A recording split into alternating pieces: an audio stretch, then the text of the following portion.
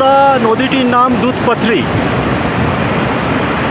ওই ওপর থেকে নেমে এসছে।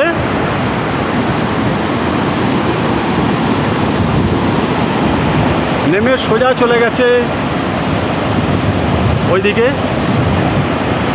আমরা ওই ওপর থেকে নেমে এসেছি। ওই জায়গায় দেখুন সমাহার দেখাচ্ছে।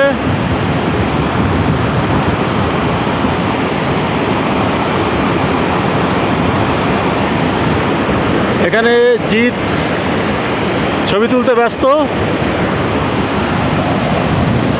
এই সেই দুধপাত্রী রিভার, অদ্ভুত সুন্দর। আপনারা সুযোগ হলে অবশ্যই আসবেন এখানে।